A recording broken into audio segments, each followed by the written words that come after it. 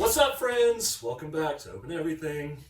Got a friend on today, Melissa. Welcome. Thank you. So we're actually kind of matching today, and we didn't plan this out at all. And then when she took her jacket off, I noticed that she had a lion tattoo on her left arm, and I'm like, holy shit, we're twinning really hard right now. But I'm excited to bring her on. It's kind of going to piggyback on the whole new season, power storytelling. But this one, I wanted to get into mental health awareness. Now, mental health awareness needs to be a thing all the time. It needs to be talked about frequently, not just a mental health awareness month or a year, whatever. So, yeah, I wanted to bring her on. She actually has some cool stories for us, I think, I hope.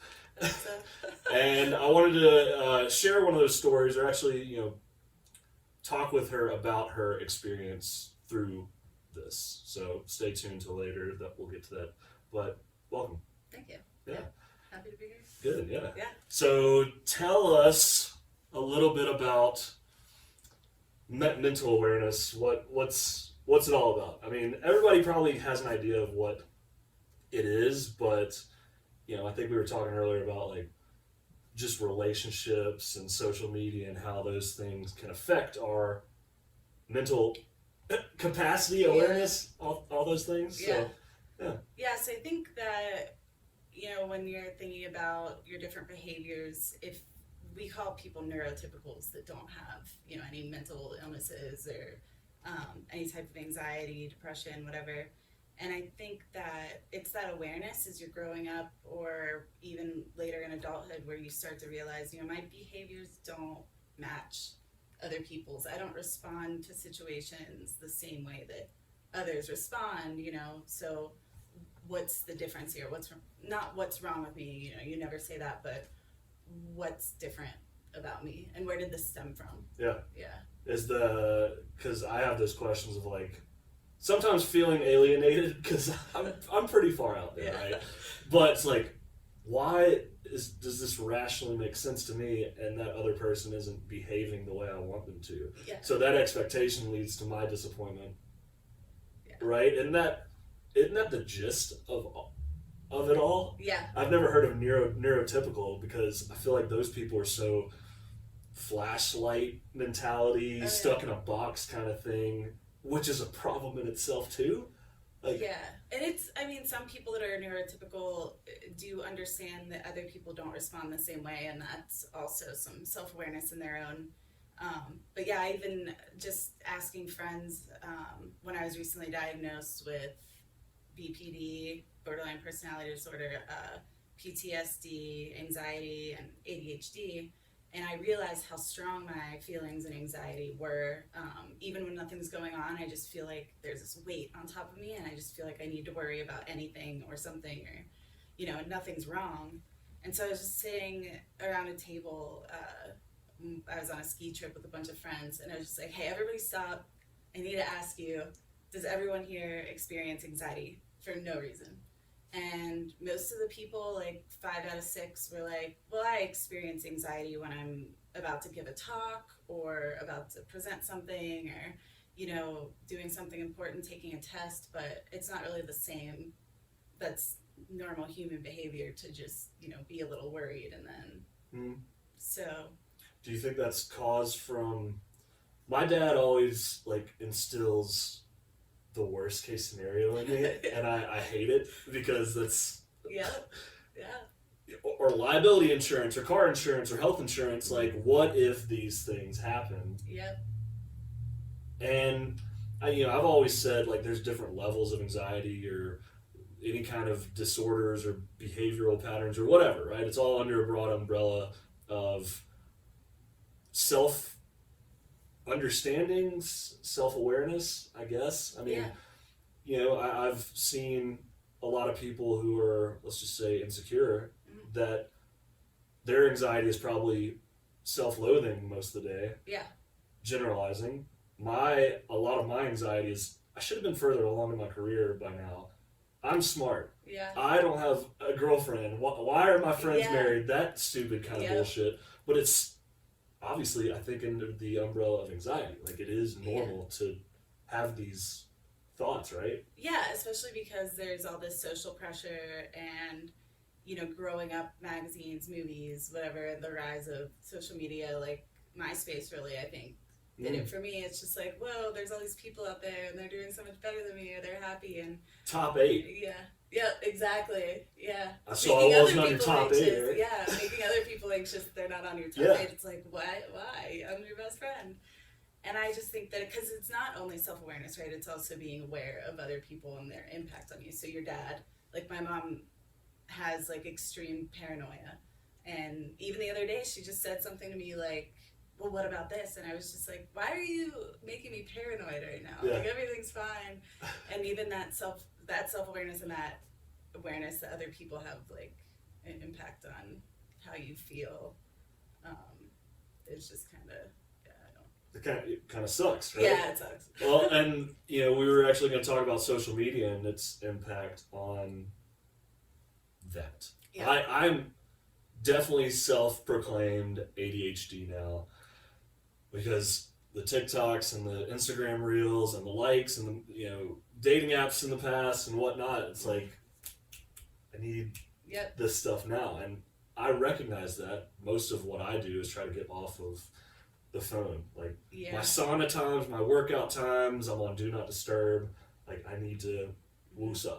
Yep. And I'm a very extroverted person, so actually in those situations I have zero anxiety. Yeah. Where a lot of people experience social anxiety. Yeah. So. Well, like starting off with social anxiety, especially with ADHD, a lot of people. So there's such a broad spectrum for ADHD, and actually they're starting to realize that. They're finding it more and diagnosing it more in adults in their 30s, because when they started diagnosing it in kids, it was mostly little boys who couldn't pay attention in class, who were acting up. And now they're like, okay, women have it, men have it. And it's kind of like, so one of the symptoms can be like noise sensitivity. So I don't technically have, social anxiety in the aspect where, I'm a very social person. I say that I'm like a introverted extrovert. And so my issue is not being able to pay attention to someone when they're talking, when there's all this outside noise, and people who talk loud annoy me. And I always thought I was just kind of a bitch, right? So it was just like, oh my God, that girl at that table just won't shut the hell up, and she's loud as hell. But it was really that I couldn't focus on what was going on in front of me and trying to be present. And there was even a time standing in a ski line at Steamboat Springs, and there were hundreds of people, and it was all backed up. And I was trying to pay attention to my friend talking, and I just heard all this chatter, and I can hear like every conversation going on. And you have super hearing senses. Yeah, the sensitivity issue. I mean, it's even like touch feeling for some people.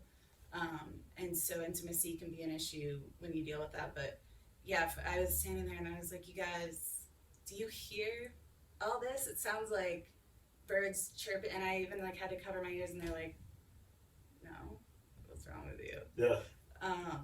But yeah, so that's kind of like the social anxiety that I experience, and it's different for everyone. Yeah.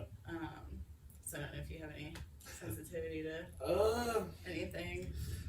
I got into my first disagreement with someone in months very recently. And, I think they're a manipulative person. I know they're a manipulative person because anything that doesn't fit their story in their head, it's like revengeful and spiteful. And I'm just like, nope, I don't want any drama. Yeah. But I got so angry because you're like, no. Like you knew the situation in front of you, but they're trying to tell you something different. I can't condone this. Yeah. I can't put up with it because this is wrong, so I'm going to put my foot down.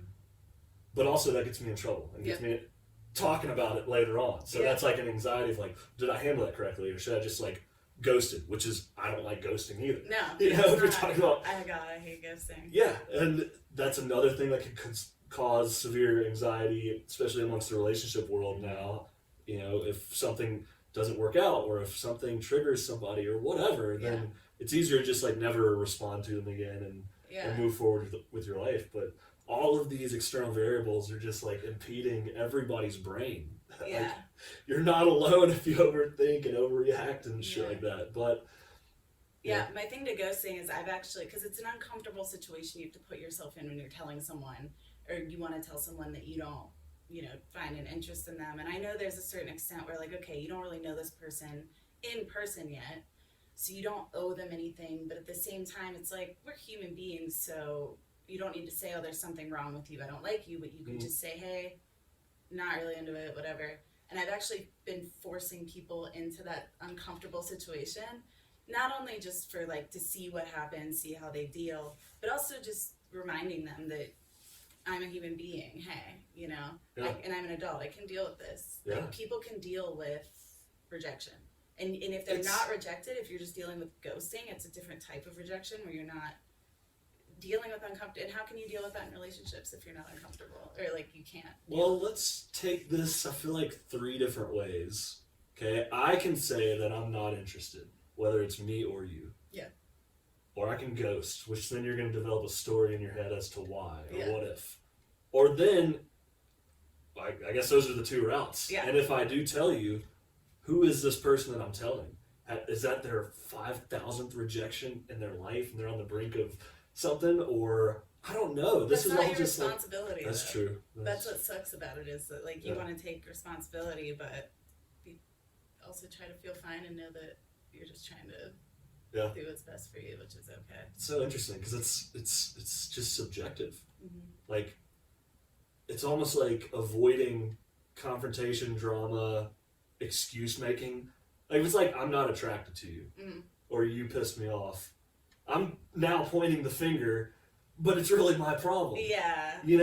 Well, is it a problem either though? Like, I don't know. Well, so like, to not get down a rabbit hole and switch back over to social media, I think that that's the thing too, because when people post on social media, heading back to the mental health, I have anxiety, I have this, and then posting things like, this is all uniform, this is what anxiety means, this is what PTSD, whatever means, and this is what it's like for me. And then they're telling people, I hate, toxic positivity is just like one of the things I really just do not read into, and no one really should. And when people post about that, like, just stay positive, this is what I do, like, I exercise and I'm happy all the time, you just gotta, like, look into the sun and realize it's all beautiful. It's just like, who are they telling? Because then they're telling someone who doesn't have the ability to just stay positive constantly that this is the way to do it.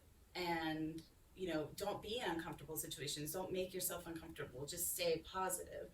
But negativity is it's like normal human behavior. Not everything is going to be positive all the time. Right.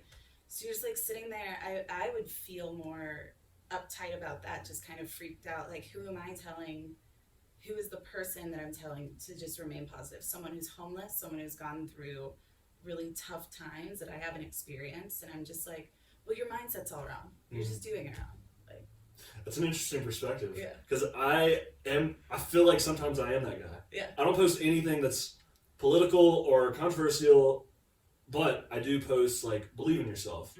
And I'm speaking to the general public. Yeah. And even with this, let's just say, podcast of Open Everything, it's being open. It's giving, hopefully, someone hope of, or a bit of inspiration or whatever. I totally understand how that can seem annoying. However, one of my friends recently, it was like 3 weeks ago, was like, why do you feel the need to post what you're doing? Like, I told everybody I was moving to LA. And I'm like, it was just an easy thought. Like, I wasn't seeking any affirmation or external validation or anything. Yeah. I was out in fall in Colorado hiking, and I felt good. And I was like, hey, everybody, this is what I'm doing. And he was like, you would have been so much more badass if you didn't post it. And I'm like, that's interesting, because now I feel like you're judging me based on what I'm doing. Your outlook of actually why I did it is wrong.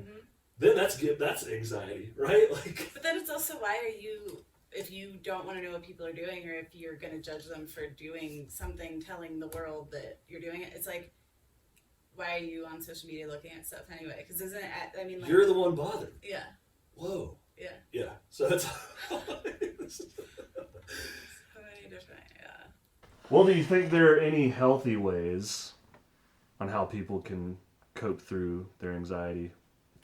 Yeah, I think, it's different for everyone, and first you gotta realize nothing is linear, and it's just creating habits, but you're going to fall out of those habits and it's fine. And I think that just accepting that it's okay and not getting too angry at yourself. Just, I mean, if one day, I mean, it happened to me Saturday. I was just like perfectly fine on Friday, and then I just woke up Saturday and I was like, I'm not getting out of bed today.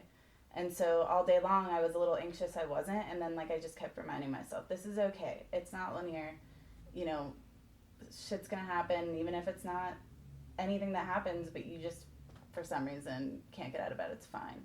But so some of the healthy ways that I found, and it's just gonna sound a little repetitive or, you know, but meditation is always good. And I always find that even if you don't do it every day, when you do, like sometimes I get anxious with work and I'm just like, I need to take 10 minutes, sit down and not let my body move, because anxiety also comes from not being able to control, you know, sitting down or not thinking about something. So when you sit down and you're training your body to remain still, it's just like a different type of, I don't know, you're allowing your brain to dump everything, but then you get up, you feel a little more clear, and even if it happens again, try it again. If not, then do something else. Like breathing, there's one that helps me in the short term. So if it's happening, if I'm about to get an anxiety attack, you just kind of like breathe in 3 times really fast and then breathe out really long. Another tool I've found is brain dumping. Brain dumping. Yeah, so if you can't stop thinking about, you know, 50 million different things which happens, or if you're just worried about something, just sit down. They're like bullet journals. I just use a regular old journal, and I just sit down. It could be a list, it could be a paragraph, it could be whatever, and you just write out everything that you're thinking in your brain so that you can focus on the next task. So that helps with ADHD, and it helps with anxiety. It helps with impulsivity, which is related to BP, like borderline personality disorder. And you just kind of get it out and you see it in front of you, and it's finally, you know, out of your brain, makes space. And even you don't have to reread it. You can throw it, like tear it up, throw it away. And so that one definitely helps. So, not to interrupt, but I've been preaching breath work forever, and I've mastered it, but I'm almost kind of concerned. I can't say rarely, I'm not an overthinker, like a fast thinker. Mm-hmm. I'm very slow, but like sometimes my heart rate is like going, and I'm not thinking of anything. Yep. It's like this blank body anxiety, mental void, and that gets me freaked out because I know my body's trying to tell me something. Yep. So yes, it always goes back to breath and meditation for me, or some yoga. But it's almost like, why is that happening? Is that coming from my brain initially, or? So I think that, yeah, it's like a brain signal that you have because your body maybe something triggered you and you didn't even know it. And you're not even thinking about it, but your body's used to reacting in that way to something. So maybe you did master breath work and you know that whatever you just did helped you. But your body, and that's where meditation comes in too, is just that you're teaching your body to not react to an anxious situation. But yeah, your body's always, I mean, I don't know about always, but it's going to react and know that it reacted at that point in time that way. And your nervous system is just kind of freaking out. And then it'll also freak out and be like, why are we not freaking out about this right now? Whoa, like, that makes so much sense. I was going to say, kind of getting numb to, let's just say, the same story over and over again. And instead of reacting emotionally, like, you know, anger or sadness, I get maybe like confused. I'm more rational of thinking, but my body's like, whoa man, you've been here before, don't let, it's like a fight or flight. That's exactly what it is. Yeah. That's why I told you I fought earlier, because I'm just like, no, this isn't gonna happen. Like I told the person they're being like maliciously manipulative. And I feel like from their perspective, and this is probably given the benefit of the doubt, but they have no idea what they're doing. It's like, I know that you're trying to like, and it's working. And that's why I'm mad. So you did what you were you were set out to do. And that's what's frustrating too, right? Is because they're only reacting the way that they know how to react. Like their defense mechanism or their fight or flight is like, I need to get this person to understand my point of view, and they need to believe me, even if it's lying or telling, like gaslighting, like Right. I never said that, what do you mean? Or like, no, what I'm saying is right, like you're wrong. And so that's just they're using their way of understanding, and it's always this fight to get the other person to understand them, right? It's just like, Some people would argue that that means that they care. If I didn't care, I'd say, well, fuck off, block, bye, ghost, Yeah, for abandonment, sure. which is, I feel like, equally as worse. Oh, Like, it's awful. where's the right way in Yeah. this, you know? There's no right way, and I just think it's trying to keep working at it and realizing that the other person also just has their own shit going on. Yeah. But it's hard. I mean, Do you think that the drug epidemic is causing a lot of misfires in the brain? And absolutely. I mean, people, we're just dependent on so much stuff, even if it's coffee, right? Like, coffee is a drug. Mm-hmm. Nicotine is a drug. Mm-hmm. Alcohol is a drug. Yeah. And even if you don't think you abuse it, but you still drink every weekend, Yeah. can you go without it? Will you feel withdrawals because you've been doing that for 10 years? And I don't know. I just, open question to you. Yeah, so I think, to start that off is people just kind of try to find a way to cope with something without feeling. And I think it actually kind of stems, in my opinion anyway, it stems from the lack of mental health awareness, and it stems from the lack of having mental health available to everyone. And so it's just like, okay, well, I can't afford mental health. How else can I just stop these thoughts? How else can I just escape from my pain? Because they don't know how to deal with it. They don't have the healthy tools and people talking them through it, and they might not have a family member or someone there too. Yeah. There's so many variables to it, and that's the whole point. Is like we're all probably struggling with some form of anxiety, right? That's the awareness we're trying to bring to, like, you're definitely not alone. And dude, so speaking about social media, because honestly I just don't, I found a community with BPD and it's good, but there are a lot of negative, like, people that can't really pull themselves out of it. So then you're dealing with these people who are like, but I'm so hopeless and you need to listen to me. And so Reddit is literally like the best place. Really? Yeah, because you can just post, and you could go to any subreddit community, and it's gotten me through a couple different difficult times in my life. And you just post whatever, and people will come back. Maybe they'll have something negative to say, which will help you really take accountability for yourself. And it's not negative per se. And then, yeah, there are, but I haven't. Well, it's different perspectives, and then you can objectively analyze what it is. And you can, that's actually happening. and you can help other people too. Like so another way that I think living or trying to find happiness or self-love is using what you know and your knowledge to help other people.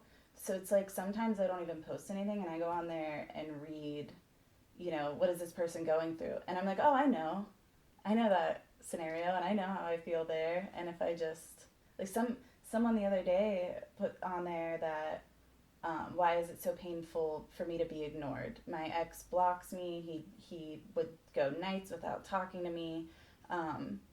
And I was like, well, there are studies, scientific, that being ignored causes physical pain. And it was like, so you're laying there and all you want is a text back or whatever. And your body, it's fight or flight again. And you're physically going through pain. And that person was like, I had no idea. That's definitely mine. That's probably my biggest flaw, or I guess understanding of that. Like, I have abandonment issues. I've been abandoned before, numerous times. Yep. But that's where it's like, oh, well, people are going to do what they want to do. Yep. If that's how they cope, that's fine. I'm going to respect the shit out of that. But that hurts. Because it's like, I'll give you your space, but, like, just straight up disappearing and vanishing, and I move on with life with this trauma that's associated with a good memory in my head that I made up because I wanted to put away the bad memories, put those in a closet.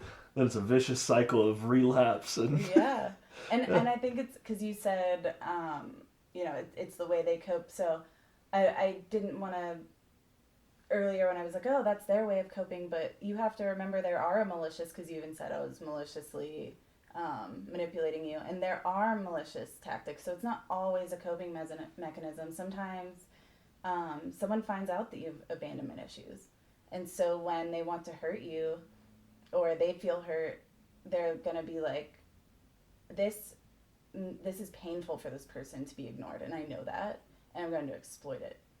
Yes. So like I don't know where the line is. Do you just sit there and you're like, okay, that's how this person acts, or do you say, I think you need to figure out and you need to be intuitive and know that, okay, that's the way that person reacts to that.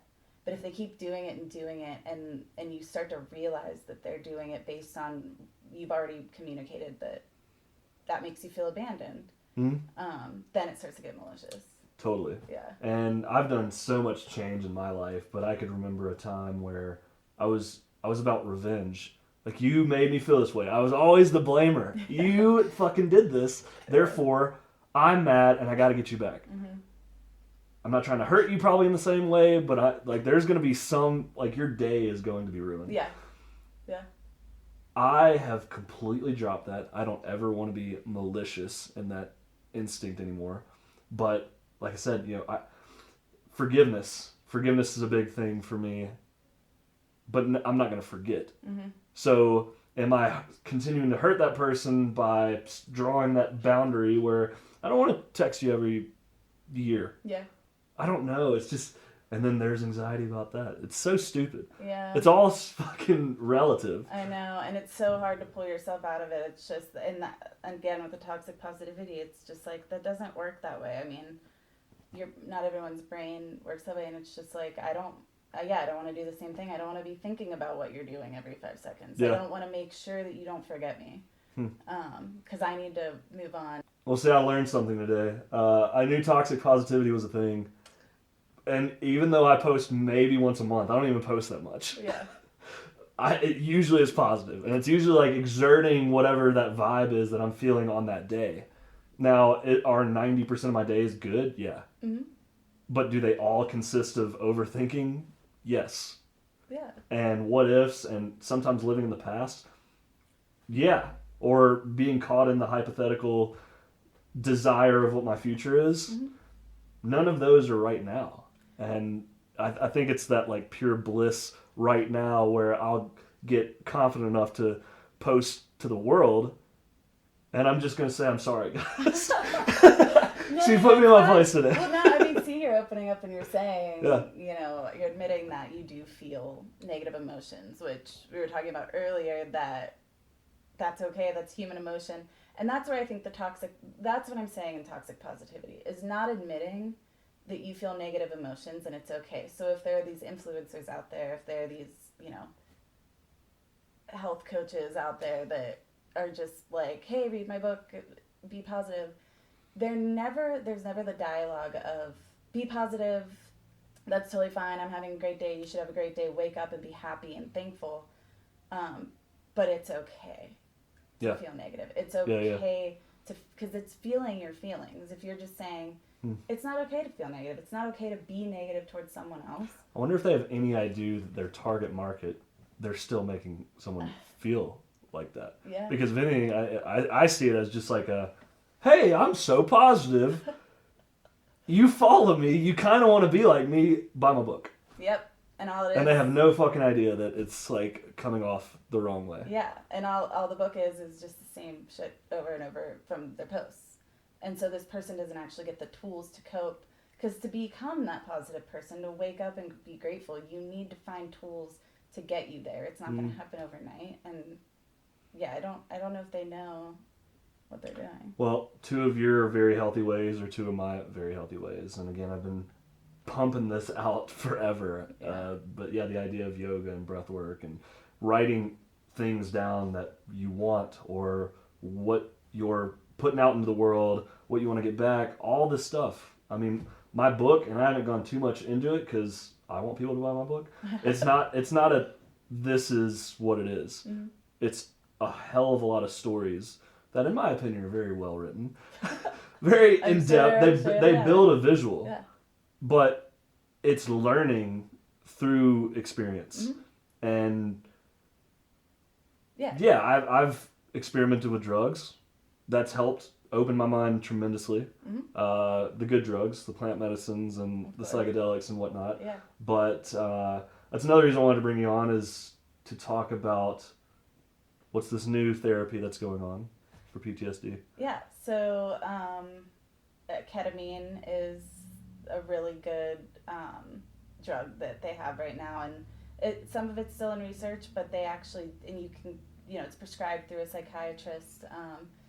It's not on any, it's not covered by insurance, but a lot of places have health or payment plans, interest free, and there's an 80% remission rate for patients with anxiety, depression, chronic illnesses, chronic pain even, PTSD specifically, and there are even like clinics that it's not a doctor's office where you can just walk in, and it's a street drug too, and that's what we know it as, right? So people, if you use too much of it, you go down a K-hole, which is what it's called, and you don't feel anything at all. You just see blackness, you just sit there, you're like, okay, whatever, like, life isn't great, life isn't bad, it's just It's a disassociative. Exactly. Yeah.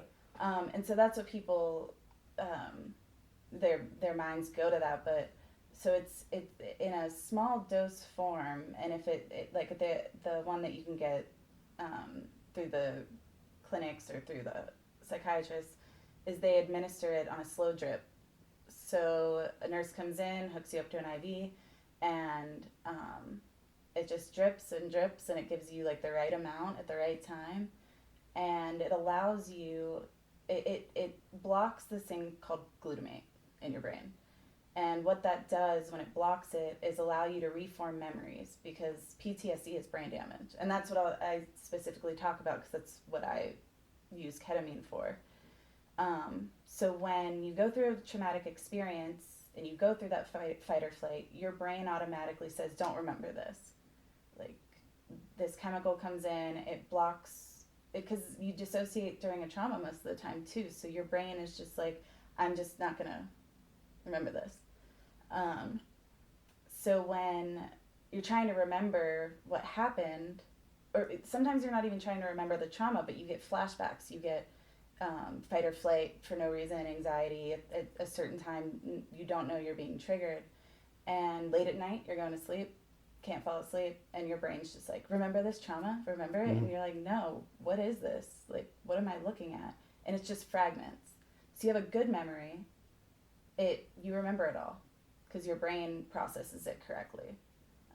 There's no neurotransmitters like blocking out certain parts, and your brain dumps it. You're able to move on from it. You can recall it, but your brain's not constantly trying to tell you, hey, there's this broken memory, we need to remember it, I don't know what this is.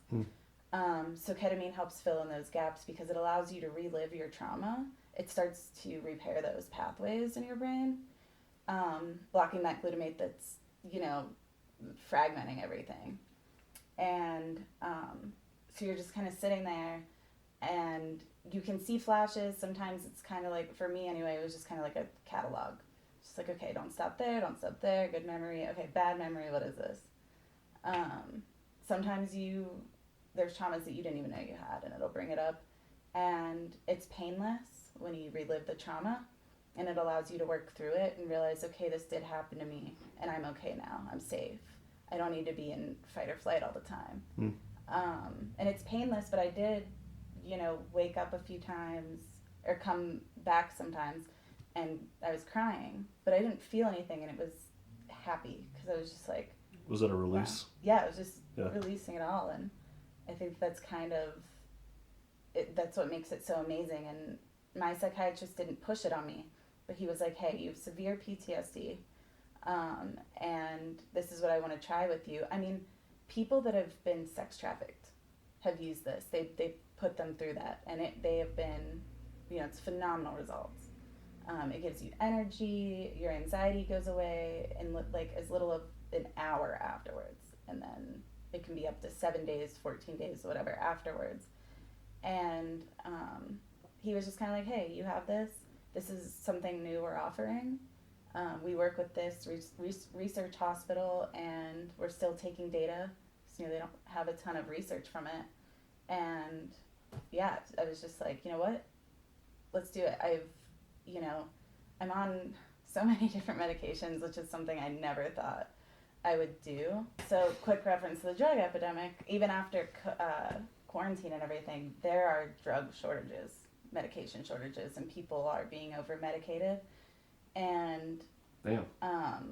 yeah, I mean, I used to sit in the line for the pharmacy for like 10 minutes, and now it's an hour. And I think that not everyone has that capacity to be like, hey, I don't think that that's right for me, or this is habit forming. I'm starting to realize it's habit forming, whatever. But yeah, just a little side note there. But yeah, I was like, I don't, if it can help me get off some of these medications that I'm on, let's do it. I'm down. It's safe. Someone's watching me, someone's guiding me. Did they give you enough to put you in a K-hole? One time, so recently, so I went through my first series, which was a series of 6 over 2 weeks, and it was amazing. I had like the perfect, most amazing nurse. She was very kind, very open and talkative, and helping me through things. The next 2 nurses I had just weren't really into it. They didn't even want to be there. And so this one nurse came in, and I was like, I'm not really feeling anything. Can we just up it a little bit? And she upped it so much, and I was laying there, and you can feel yourself, and I was like, oh no, oh my God. And it was terrifying. So I hate letting go control of my feelings. And they have a little button that you could push, but I couldn't like move. And I was just like, no. And she came back in, and she was like, is everything okay? How's it going? I was like, I just went down a K-hole, please just stop. I just, can't do this.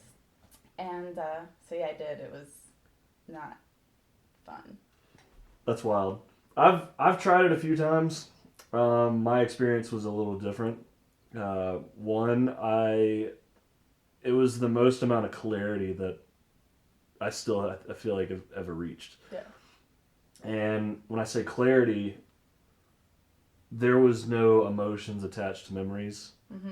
The pain that I felt about, let's just say, a dog dying or my ex or whatever it is, it was just thought. And it was clarity and beautiful. Yeah. And it was almost like I was using more neuronic pathways to come to conclusions that were very logical and emotionless. Yep. So that was cool. And then I felt so inspired, I ended up writing a 23-page business plan. I went to town. So in a sense that my brain was working. So I decided to celebrate with a walk outside. Nice, yeah. All right. Beautiful. So when I walked outside of my house, I looked to the right, and I had no idea where I was, like at all. And then I looked back at my house, and I'm like, I like stopped in my tracks, and I went right back into my house, and I came into the living room, and I forgot what year it was. Whoa. Yeah. Yeah. Like I saw my record player, and I saw the 1,000-piece puzzle that I built in college, and I asked out loud to myself, "What year is it?" So it's a wildly, I don't know, introspective tool. Yeah. To you. I mean, and I'm promoting it. I guess she is too. I'm very much promoting it. Yeah. Yeah. And again, by no means are we doctors or anything. I did mine unsupervised, obviously. I can look back and still have vivid memory. Like that's what I experienced. So I was still cognitively there, but what if something went wrong? Yeah. And I don't know if anything really can go wrong, especially in a K-hole, because I know that's the depths, the legit like disassociative part of the drug itself. So I think that the worst thing that happens is addiction. So you pulled yourself out of it. You probably didn't do it day after day after day, right? Addicted to that feeling. And so I think doing it without it being administered for some people who have an issue with the dependency on drugs and stuff, I think that would be the biggest issue. And I it's so weird. I haven't looked into it, but I know you can overdose. So if you keep and you build. I mean, I built a tolerance to over just like 2 times. I would go up in dose. So if this thing happens where you're building up tolerance super fast and you're just like trying to get that feeling back, and kind of go overboard, I think that that's where the problem probably lies. Yeah. Yeah. So. Well, neither of us are there. We're still talking to you guys. Yeah. But it was so calming. So yeah, what has it proven to you from a year ago to now, living with the same mental stuff that you deal with? So I think that, I do have more clarity, and I have more time and space to think about other things and deal with things healthier, because my brain doesn't constantly think about those specific traumas. Now, since I have had traumas since, and I did try to use it as a coping mechanism, which isn't always the best way either, but because you do need to figure out how to do that on your own. I don't think I'll go back anytime soon because of the last two experiences. I think I got really lucky with my nurse. But I still think, too, that it can be really beneficial even if you don't have that guidance, because you can guide yourself. The more research people do on it before they go, they can help themselves through the experience. But yeah, I would do it again in the future. I think that I had a great experience. I was going through a trauma during one of mine. I don't mind saying it, that my estranged father was dying at the time, and I decided to go see him.